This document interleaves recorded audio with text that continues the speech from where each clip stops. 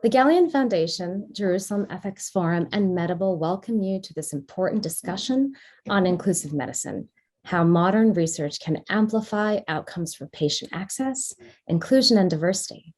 My name is Sanskriti Thakur. I'm your moderator. I'm also the Chief Growth Officer at Medable. There has never been more potential in our industry centered around patient access, inclusion, and diversity than there is today. Traditional approaches have long been responsible for the creation of quite amazing scientific innovation, but barriers continue to have unintended effects of diminishing access. Today, 70% of potential participants still live more than 2 hours away from a clinical trial site where others are never made aware or afforded research opportunities. Even in the recent pandemic coronavirus disease, 2019 has disproportionately impacted marginalized communities across the United States. Additionally, racial, ethnic minority, and elderly populations experiencing the highest COVID-19 incidence, hospitalization, and mortality rates have not been equitably enrolled in clinical trials investigating potential therapeutics. This has been studied by a number of institutions and recently reported in the Journal of General Internal Medicine, which evaluated 310 biomedical therapeutics across 2,095 trial sites. Then and now, this means that medicines are not made for everyone. The emphasis we place on treatment should equal the emphasis we place on treatment for all. And for that reason, we are here to discuss how to overcome this inherent bias. With the momentum, awareness, and technology today, we are poised to at least act to remedy this situation. We have modern methods, including digital ones, enabling novel, hybrid, decentralized, and patient-centric approaches that have resulted in new ways of evaluating data and demonstrating reliable alternatives that might exist. It's with this in mind, I'd like to introduce the extremely qualified and honored and humbled to be here with this expert-filled panel, which has spent almost all of their lives in one way or the other, from an academic perspective, industry perspective, or as clinicians, making medicines inclusive for all people, regardless of their geography, biology, or economics. I'd like to introduce Sapna McManus, Head of Patient Inclusion and Equity at Genentech, Ken Getz, the Director and Associate Professor, Founder and Board Chair at Tufts, and Yele Aluko, the Chief Medical Officer at Ernst & Young. I'll hand it to the panelists to tell us a little bit more about why this topic is meaningful to them before we head into the panel discussion. Sapna, let's start with you. Thank you, Sans. Hello, everyone. It's such a pleasure to be here today. It is morning for me, and I am located in Texas. It's a little bit early, but this is going to be such an inspiring and thought-provoking discussion. And we, have been dealing with this issue for pretty much as long as I can remember. I trained outside the United States, and I'm a clinician by background. And part of my exposure was to patients who didn't necessarily have access and affordability in India, as well as the huge burden of infectious disease. And who knew that one day I would be in a setting where all of those factors came into play.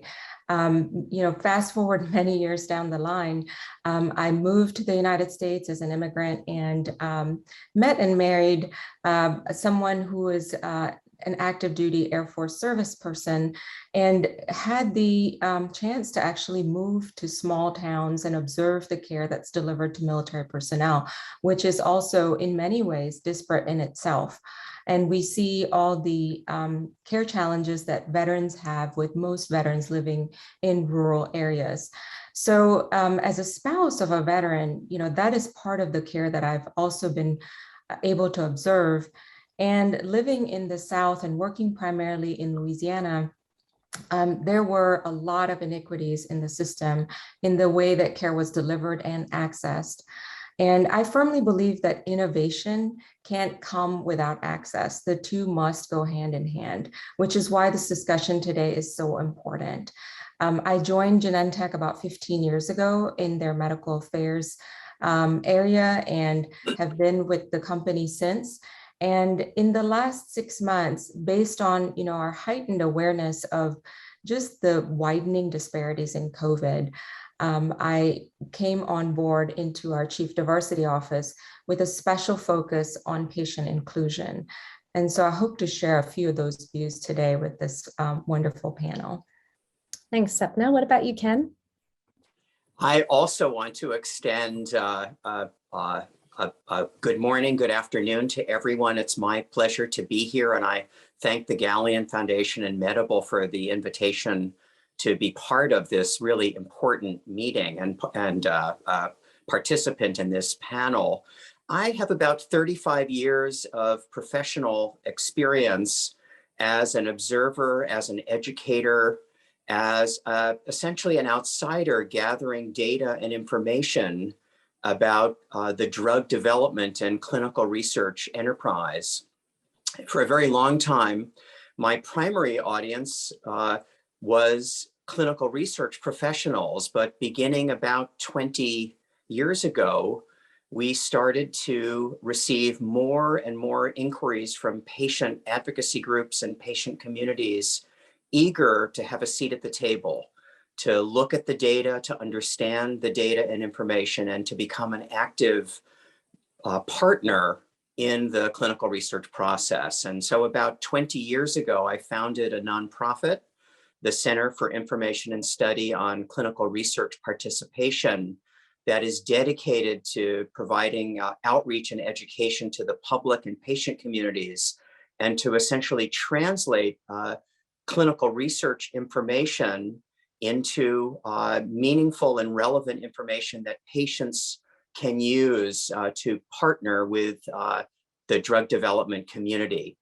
So we're dedicated to improving patient engagement, and clearly the importance of diversity, equity, and inclusion as part of patient engagement is essential to the work that we do. And I look forward to sharing what we're learning and some of the key practical ways that we can address the disparities, the deep disparities that exist today. So again, I'm delighted to be here. Thank you, Ken. And now, Dr. Aluko. Yes, I want to echo the appreciation to be part of this very important panel and this very important and timely topic and conversation. So for me, this is very personal. I'll tell you why. I'm a cardiologist, and in my cardiology training, I did a number of fellowships. First one was in New York City, in an academic medical center. And I was one of 2 African-American fellows within a total of 20 cardiology fellows. And we both struggled as African-Americans to get involved in clinical research because the attractive research protocols and trials were assigned to other people. And we, after about 6 months, realized that we were being relegated to the more mundane types of clinical trials, and we were actually an afterthought. So I had a very, very early awakening that there were some systemic impediments for people like myself getting involved in clinical research. So fast forward about a couple of years, when I was doing my interventional fellowship in Massachusetts, again in the Northeast, I was the only senior cardiology fellow doing interventional procedures. And after 6 months, it occurred to me that I had done just one interventional procedure on an African-American person who happened to be an executive at Kodak. And that began my thinking around issues of access or lack thereof, particularly when cardiovascular disease was then and still is the #1 killer of African Americans. There was a paradox around the fact that a vulnerable population was not able to get access to myself, that was able to deliver sophisticated procedures and treatments.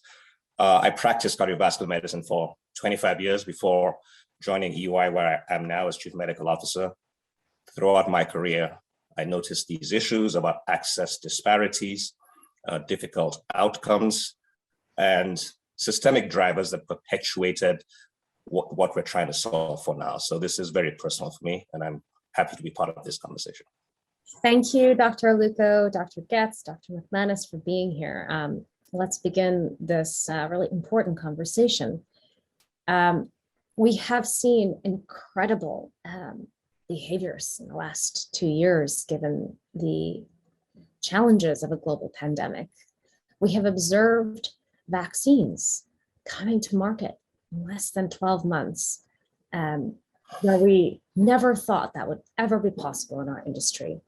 We have watched our economies, in a sense, crumble, and inequities yet continue. Given this environment, the heightened awareness that we have today, what are the necessary changes that you would ask us to take based on the learnings from the pandemic to improve access and inclusion, specifically in scientific research and in clinical trials? Ken, let's begin with you. What a powerful and important question for us to begin our conversation as a panel. And I would begin by suggesting that the pandemic has essentially brought into clearer focus so many of the fundamental problems that have existed long before we've faced this global health crisis.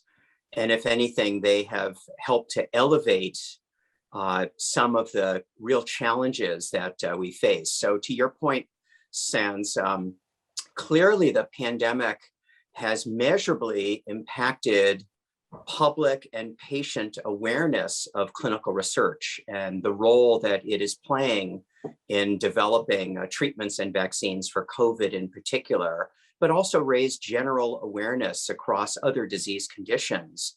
But at the same time, the speed with which we have developed treatments and vaccines to address this global health crisis and the incredible proliferation of information in social media, in fact, a lot of misinformation has really diminished willingness to participate in clinical research, and that is far more pronounced in underrepresented and minority communities. So that's a major challenge. It's elevated the lack of trust, particularly in minority communities. So we really now face even greater challenges in attracting minority participants in our studies. And as we're starting to see now, we're also seeing the exit of a large number of healthcare providers who are now burnt out within this environment. The last 2 years at the Tufts Center, we've been conducting a number of studies that build on a lot of great work in the literature that looks at disparities by disease condition, that really measures this lack of trust and the limited awareness and understanding in public and patient communities. Our most recent studies really try to quantify the magnitude of disparities, and we've looked at all drugs and biologics that have been approved over the last 15 years, and we see very high level of disparity with no improvement, particularly among Black participants and those who are of African descent. That has not improved over this time period. And we see very poor level of completeness of data in our pivotal trials that really characterizes the race and ethnicity of our participants in our studies and of our population subgroups. So this really begins to put into focus some of the critical areas that we need to address and that we'll discuss moving forward.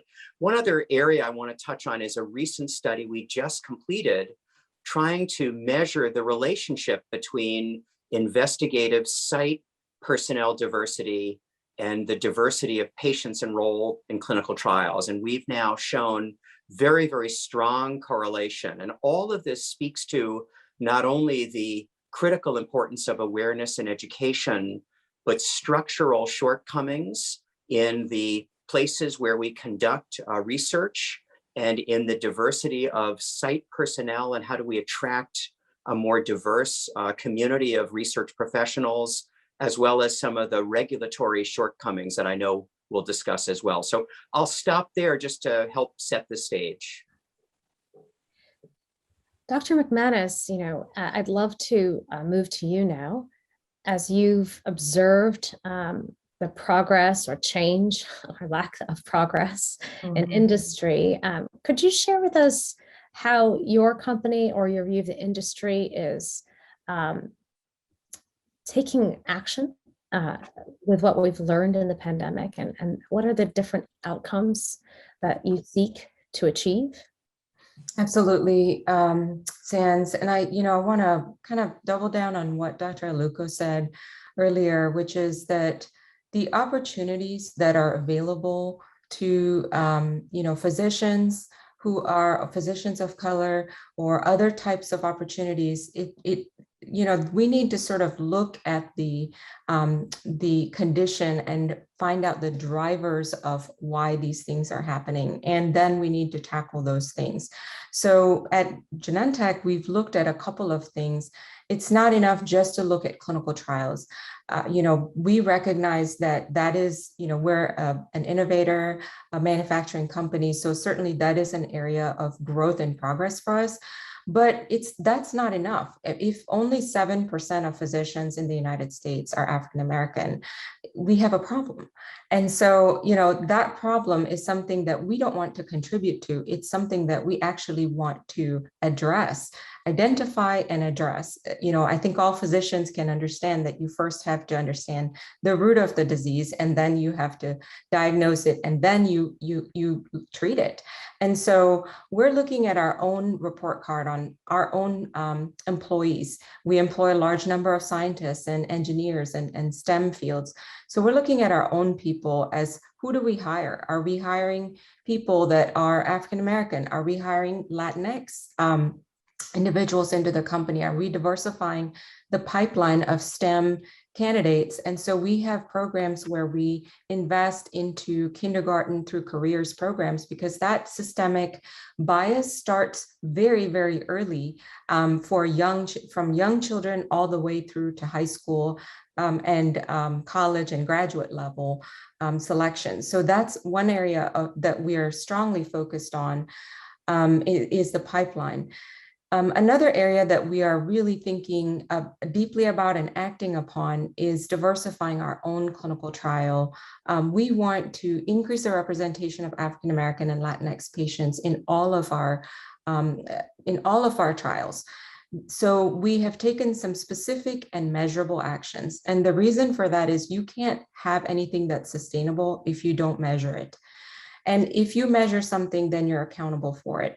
So the very first thing that we're doing is we're attempting to incorporate molecule-specific inclusive actions into every protocol.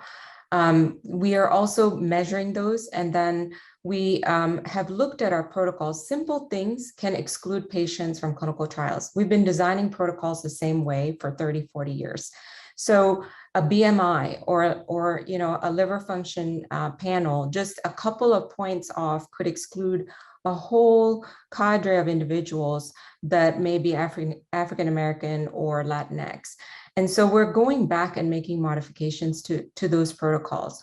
The other thing we're doing is we have a site alliance with sites that are known to have underrepresented minorities and are working in this space. They're leaders in this space. They're not just enrolling patients, but they're working with their own communities of Black and Latinx patients to, one, build community trust.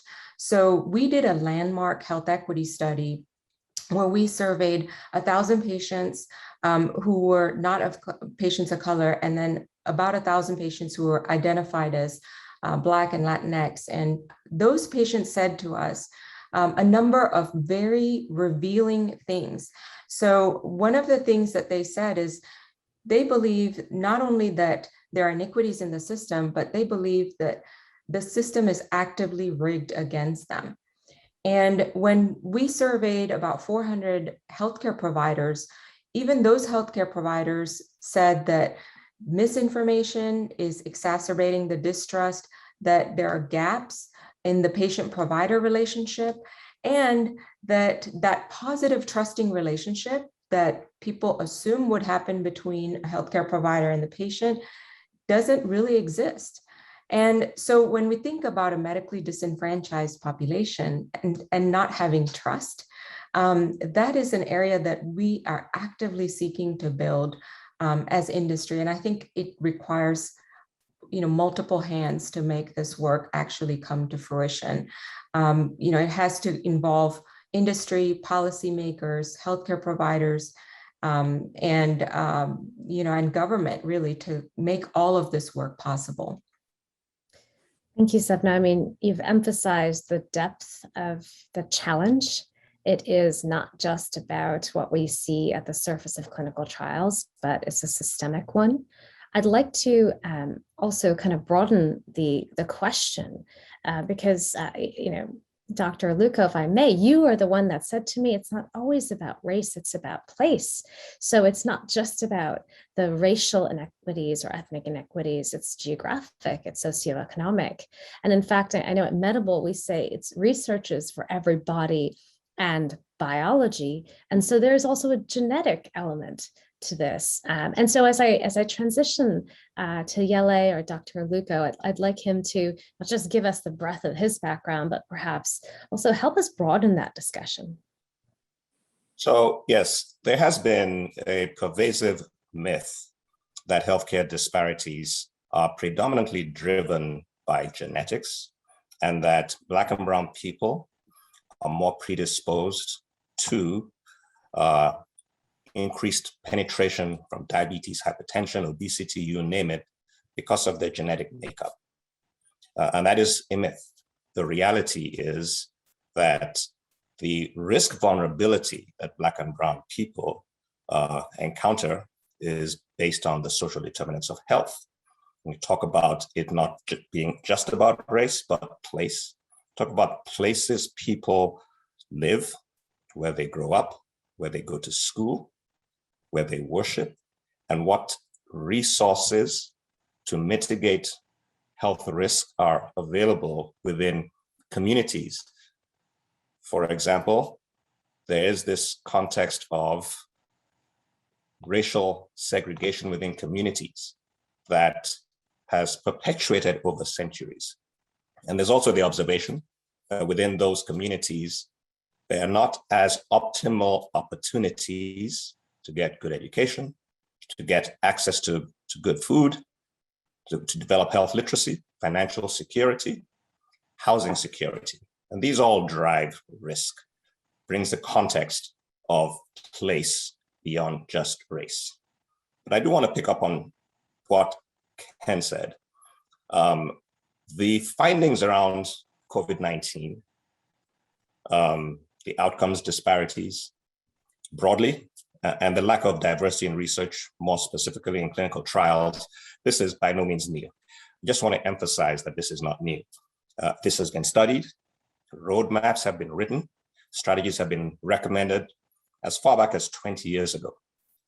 In my career, I've seen time and time again a general reticence to discuss this sensitive topic. And the pharma industry has been very aware of this for generations.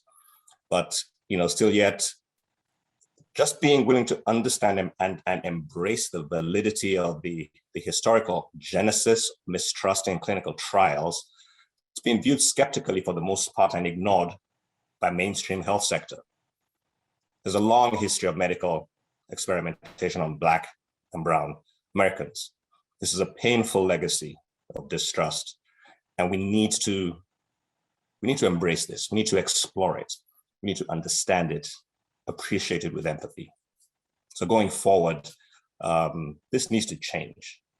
Inclusion strategies must include the awareness of the history, the empathy that must come from that, and evolving of a deliberate strategy to embrace the scientific value of representative trials within, broader demographics. Sans, could I just pick up on that? I could not agree more with the comments that my fellow panelists have made. And I just want to reiterate again that reticence, as you mentioned, Yele, the pendulum swings. About 10, 15 years ago, we saw elevated and renewed interest in addressing disparities and improving equity and inclusion in our trials. And over time, that level of interest and investment waned. Now we are seeing renewed commitment, and we're seeing even the creation of functions within organizations dedicated to addressing these challenges. But we run the risk again of dedicating our energies to the problem, but not addressing some of the most foundational areas. And as a result, we'll see only a marginal impact, and we'll then devote our attention elsewhere. So we really need to understand this problem and so many of those foundational areas that we're touching on, and we need to think even more creatively about ways to address them. I think some of the virtual and remote solutions that have been introduced and facilitated, particularly during the pandemic, begin to address some of the access issues. So there are some structural and foundational ways that perhaps the drug development environment is changing. We're on the cusp of improving transparency and disclosure with renewed interest in plain language information so that the public can really understand technical scientific information. We need to do so much more to build strong connection to influencers within our communities at the very local level, really deeply within the community, to address so many of the social determinants that Yele had just mentioned. Mm-hmm. I didn't mean to actually bring this up in our conversation, but the politicization, so the politics rather, that surround our communities as well has a part to play in this. So we'll not go deep into that, but all of you have mentioned, that this is not a new problem, that actions have been proposed to be taken, and yet perhaps we have been unsuccessful at achieving the outcomes that we need to achieve. So we're going to start to talk about those actions that we must go ahead and take. But one thing I've learned from this so far is it's not just about the deliberate action. It's also tying that action to the scientific outcome that's going to bring stakeholders together. Because in fact, it's not going to be just a social discussion. It's going to be one that we have to prompt as well for the efficacy, safety, and impact of our treatments that should be delivered ethically. So as we consider those and the challenges you have all communicated, what I'd like to understand from you, and we'll begin with Yele on this question, is what are the initiatives you are undertaking in your organizations that you have focused on to demonstrate a specific improvement in these challenges? Yes. So EY, Ernst & Young, where I currently serve as Chief Medical Officer, is a professional services firm. I also am the director for the EY Center for Health Equity. And we provide solutions to all stakeholders in the value chain. Now, through the EY Center for Health Equity, specific to biopharma, we provide biopharma organizations and healthcare providers with a holistic spectrum of competencies that enable them to be best positioned for real and sustained impact in the elimination of health disparities through the lens of a health provider, but through the lens of biopharma, best positioned to develop business models that are successful in diverse enrollment. Now, but we start with ensuring that, as I said earlier, that there's a true understanding around the genesis of health disparities and the drivers that insidiously perpetuate them today. Sans, you touched on politics. When we talk about the social determinants of health, I will say that the social determinants of health are put in place by what's being called now the political determinants of health. So back to the solutions we offer. We offer these solutions across a broad spectrum, starting with strategy, customized to respective stakeholders in the healthcare value chain, and very specific and granular solutions relevant to re-engineering specific business models in biopharma, healthcare providers, payers. In biopharma, like I said, so doing results in being positioned to be held accountable to execute on diverse representation in clinical trials, ensuring that the drugs and devices that are brought to market have been tested in all populations that they're intended to be used within. Absolutely. Having worked in biopharma for the last 20 years or advising, that it is the core of the science, right? And the responsibility in drug development. And so with that in mind, Sapna, you are a representative of this industry, delivering some of, the most innovative medicines today. How is your organization, or how are organizations like yours taking this accountability and influencing regulators and others who biopharma needs to influence in some ways to make some of these changes a reality? Yeah, so Sans, I just really love what Dr. Aluko mentioned about the inclusivity of clinical trials, and we really took a look at our own report card, and 88% or so of genomic data that's available is Caucasian descent genomic material. When we look at, even when we looked at our own clinical trials, our report card wasn't good. And so last year when COVID happened, we were placing clinical trials in the space of COVID pneumonia. And many of us observed that, one, we weren't going where the locus of the virus was, and two, we weren't going where diverse patients were. And a lot of it is the place where people live. And so the distribution, the geography, the zip codes, it's not, as Dr. Aluko said, it's not all, the myth is that it's all affordability for patients of color, but it is not. It is not affordability. It's often other determinants that play into this. So we started doing a lot of mapping in terms of where do patients live, work, worship, and play. Who do we engage with to draw patients in to overcome or to at least address that crisis of trust? So I'll give an example here. It's not enough just to place a solution in a community that you want to include into clinical trials.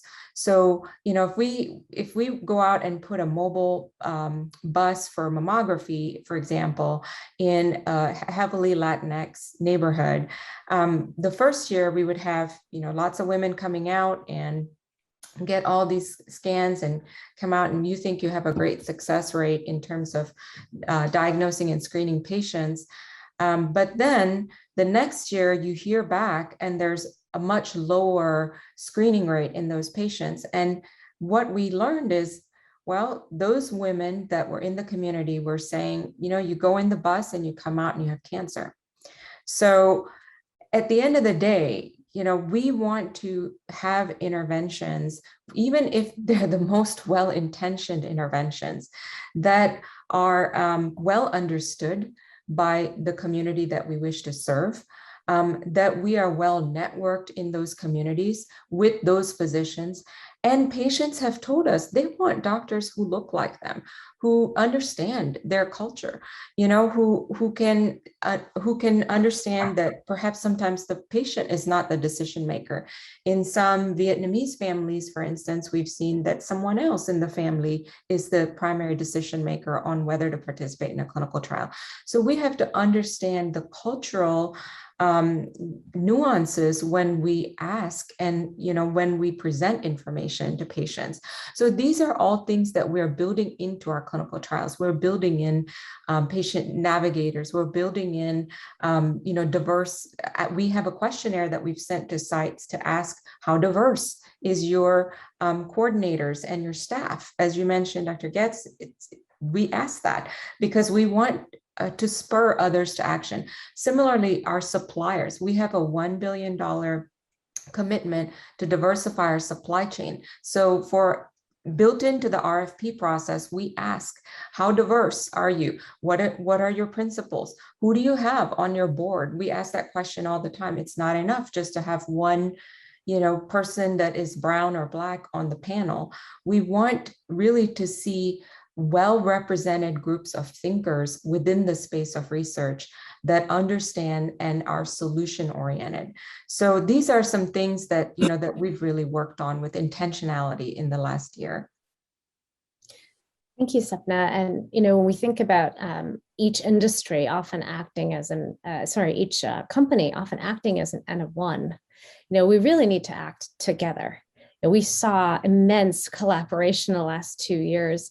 I would hate to see that dissipate because of either lack of urgency or going back to orthodox ways. Ken, what's your perspective on this? Yeah. Well, first off, I just want to say and echo what Sapna had mentioned, that there's a tremendous amount of interest and intent at the organizational level to address the current operating environment and situation. And so there are so many great initiatives that are underway. Our role is really to measure the impact that a lot of these initiatives are having. And at times we also gather baseline data that can be used to assess in the future whether we've made a measurable difference. And to points that were made earlier, often we don't see broad-based improvement when we look at the macro level at the enterprise as a whole. So just to give you a flavor for some of the areas that we look at, I mentioned early on in our discussion that we do capture at the macro level the diversity of investigative site personnel, and we can actually measure changes in that diversity over time. We've been looking a lot at the adoption of decentralized clinical trial solutions to see what role and impact that may have over time. And in particular, we're looking at the value that the use of DCT solutions can deliver to a drug program, a development program. So we're trying to create a sense of return on investment for various initiatives at the enterprise-wide level. We spend a lot of time looking at regulatory reforms and the lack of regulatory clarity and the role that that plays. So we provide a bit of a report card there. And as we noted earlier, we do see that not only is there a lack of data that really articulates and characterizes race and ethnicity in our pivotal trials, but we also see that even in those areas where regulation has now been put into effect, like the disclosure and transparency of clinical trial results in plain language, let alone in technical language, we also see very low levels of compliance and very limited enforcement. So these are some of the work that we do really informs the role that regulation could play in improving transparency and disclosure and helping to build trust. One other area I want to touch on is the work that SysGrip, my nonprofit organization, is doing, and it's playing a very large role in helping companies like Genentech, Roche, and others translate clinical trial results summaries into plain language. And we're seeing a lot of interest among pharma to do this, but most organizations have really approached it at more of a pilot level at this point. And so we're really encouraging more broad-based use and adoption of plain language summary disclosure. SysScript focuses a lot on media outreach, educational initiatives that target minority communities through the media and that also engage community centers and influencers to provide education. So we distribute a lot of very, very targeted and carefully developed educational materials, including digital, social media, as well as even video where appropriate. And lastly, we also conduct a lot of patient input panels, patient advisory panels, where we specifically solicit input from communities of color to really respond to a draft protocol and to comment on ways that that protocol could be improved and ways that the eligibility criteria, for example, could be modified, as was mentioned earlier. We also do a very large global study every 2 years of about 13,000 people to really monitor changes in attitudes and perceptions and experiences in clinical research and how they vary by a population subgroup, by race and ethnicity. So all of this is really intended to inform and also to monitor progress that's being made. Thank you, Ken. You've all demonstrated the specific actions that your organizations are taking.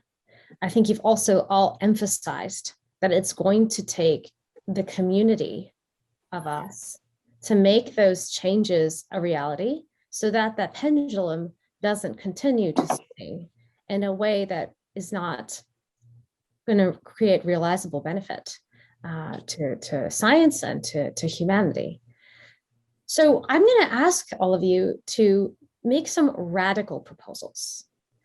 Let's not worry so much about how pragmatic it is, but rather from what you have learned, what you want our industry, our regulators, our patients, our physicians to do moving forward.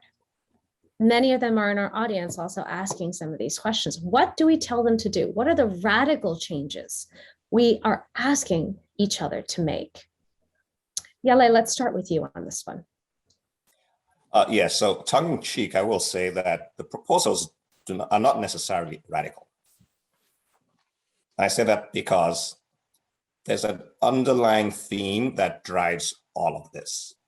And I did say there's a reticence to talk about it and to embrace the reality around the systemic bias that drives everything we're talking about. So when we say radical, the radicality around it is the pain that is going to be required to discuss it collectively as a societal solution. But I will say that one word as a proposal would be accountability.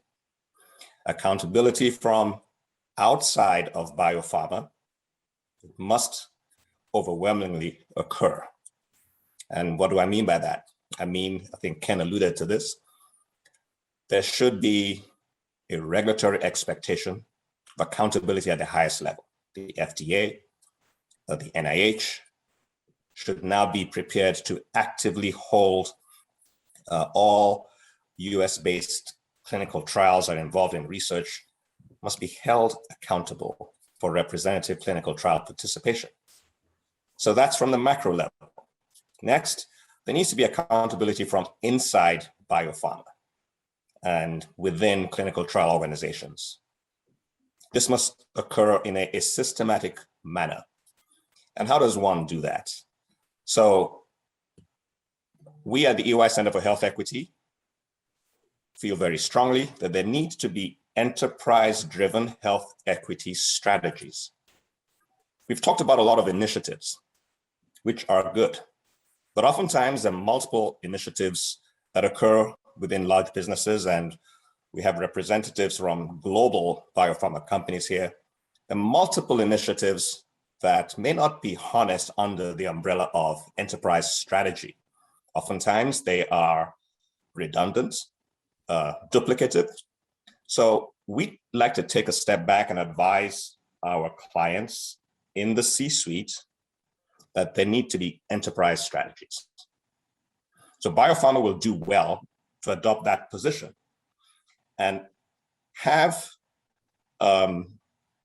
accountable entities within the C-suite that drive this sentiment and this culture throughout the business, overseeing all activities across all therapeutic lines in biopharma.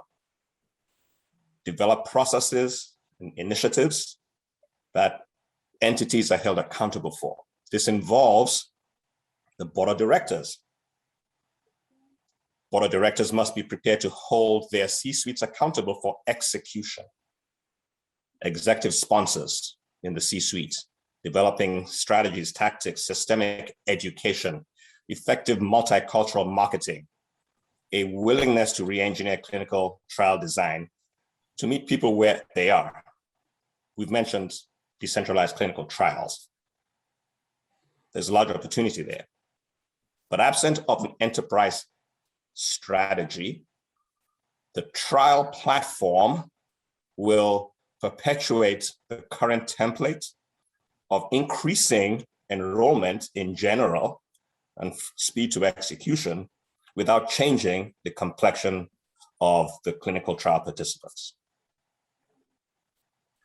Yele, I love what you just said. And I think it's so true. We have to look at driving everything from the top, as well as looking at the frozen middle, within organizations. And I think in order for this change to be lasting and sustainable, it has to come from the C-suite. It has to come from the board, the officers of the company. And so those are systemic changes that we've actually made and continue to make.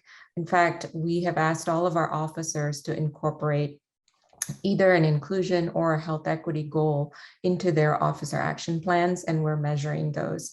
We are measuring progress on them. We're measuring, what that looks like, and year to year, we're asking them to be accountable to these goals. So I totally agree that that needs to happen in order for these actions at a patient level to change. And then there's also the issue of money. We must put our money where our goals are. And so that's another area that we are keenly focused on, is we must continue to invest in this work at a community level. So for the upcoming year, we're actually encouraging and sponsoring a number of regional health equity symposia where we don't actually have any therapeutic area of interest. It's not centered around our products or our trials.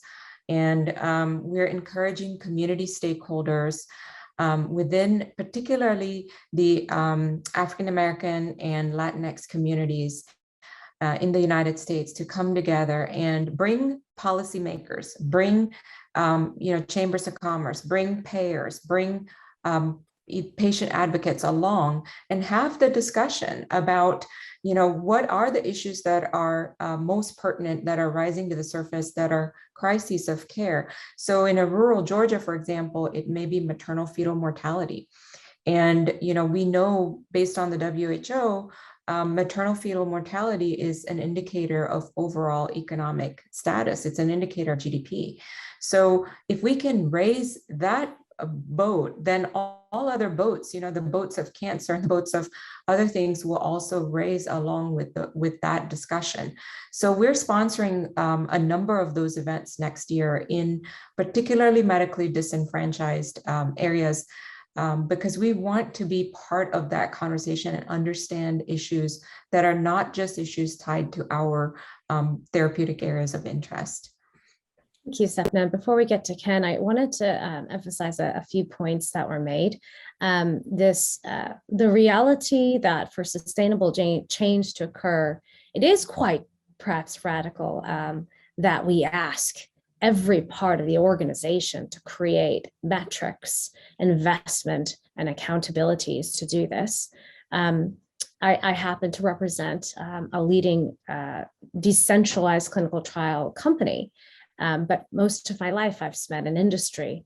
And so one thing I can say is that the resistance is not in the outcome.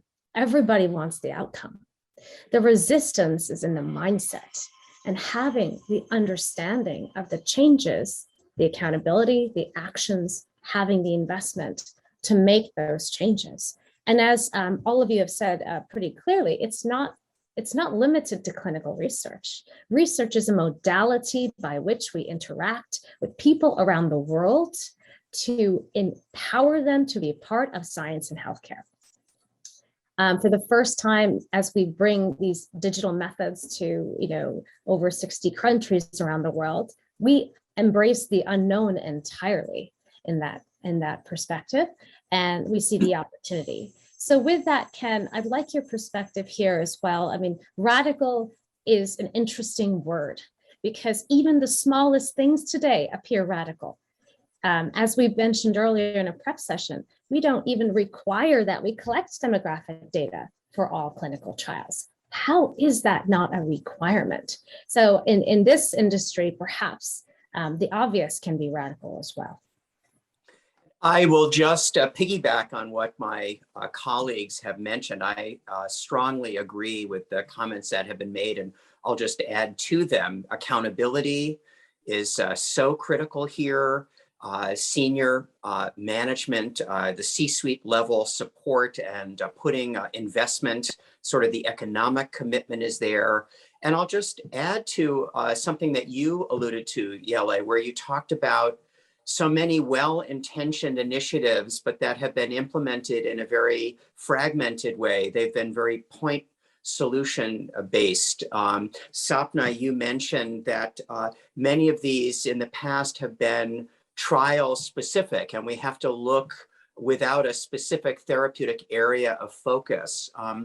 There's been a very short-term interest in impacting diversity, equity, and inclusion in our studies. And we have to kind of break that thinking and dedicate ourselves to really a long-term commitment here where there's real continuity in our initiatives, where we focus on general public and patient education and awareness as a collective.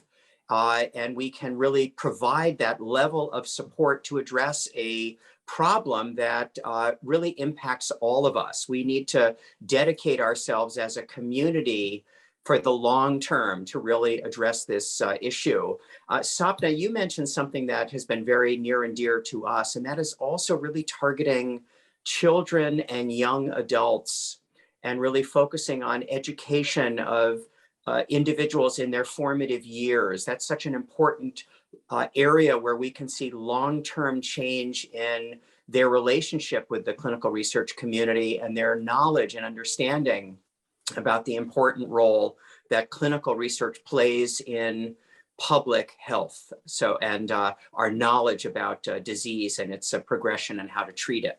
So there is a lot of opportunity for us to dedicate ourselves collectively to address this problem, where we can focus on broad-based solutions as opposed to those that are primarily specific to our organization and our organization's individual needs. Thank you, Ken. We've had well, thank you to the panel. It's been a fantastic conversation so far. We have a few minutes left. And what I wanted to do is maybe combine two of the questions that we had addressed earlier. We asked ourselves, what is the long-term impact? And that also connects with one of the questions we also wanted to address, which is, what does this world look like in the future if we apply what we know today to improve diversity, equity, and inclusion in new models, whether that's with DCT or other things.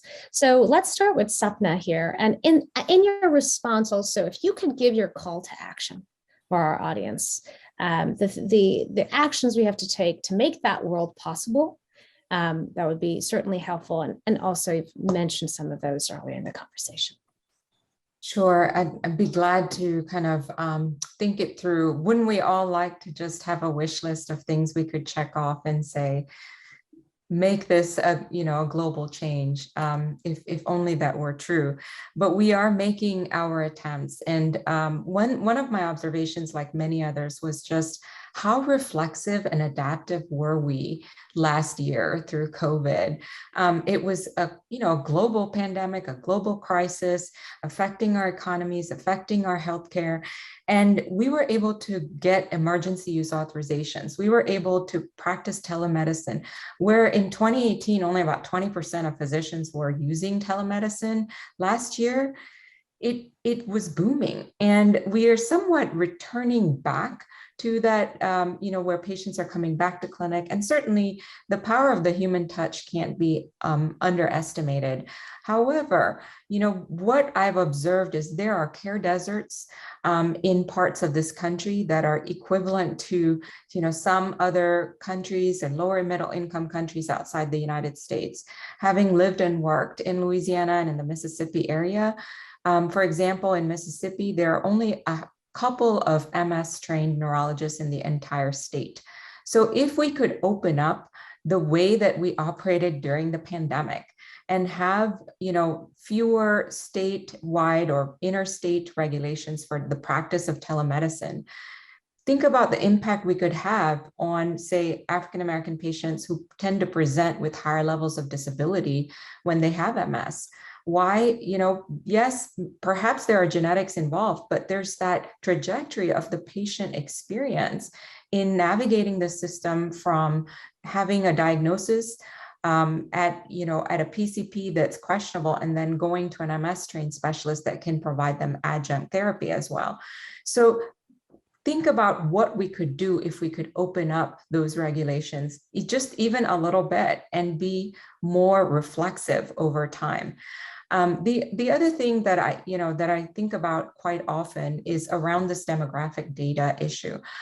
Yes, we definitely want to collect demographic data in all our clinical trials, and we certainly are doing that. We're also collecting and attempting to collect demographic data of our own employees. We want to diversify, the way that all our boards and our companies look as well.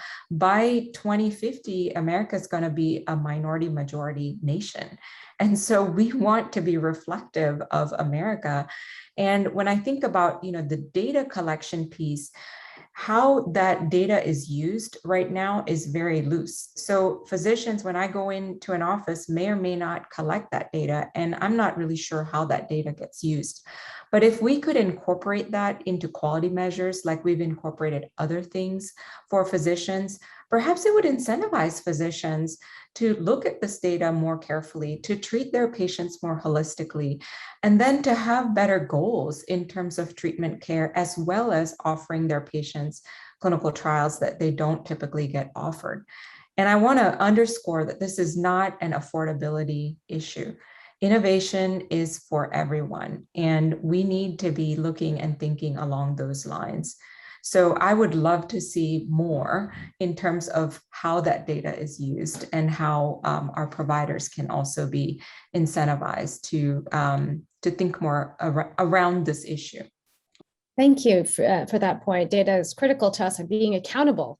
And especially perhaps we could consider what real world evidence data capture around these particular areas of interest would result in.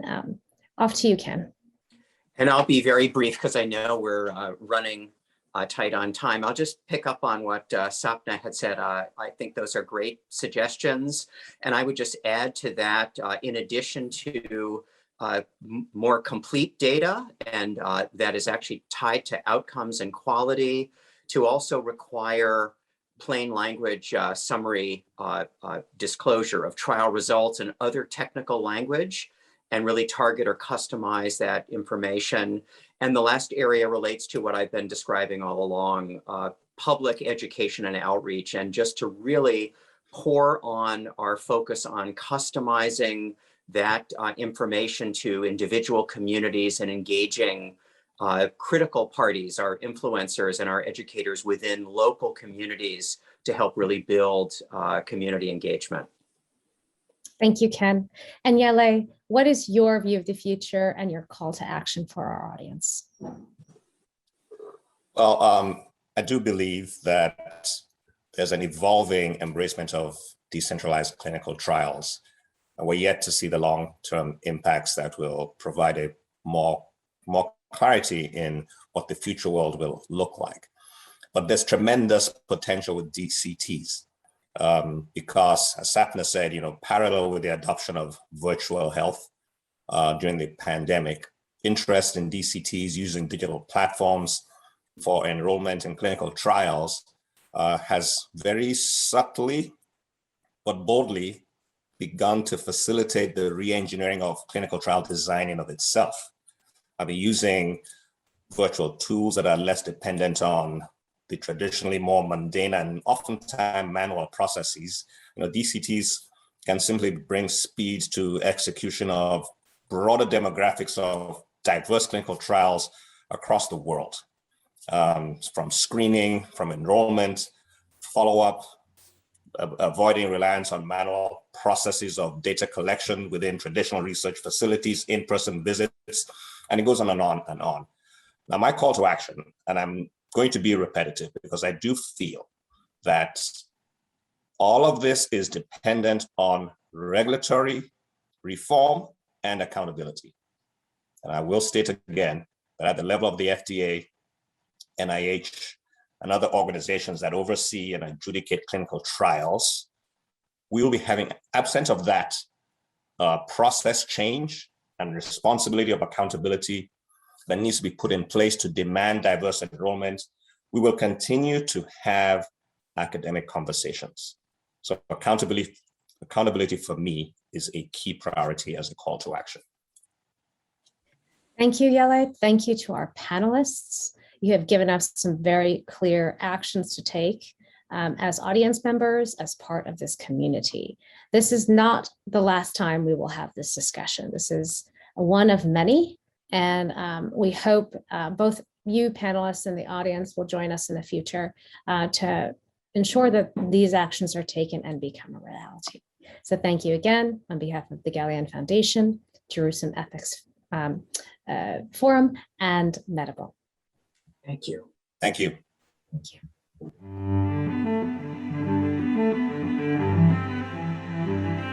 Thank you.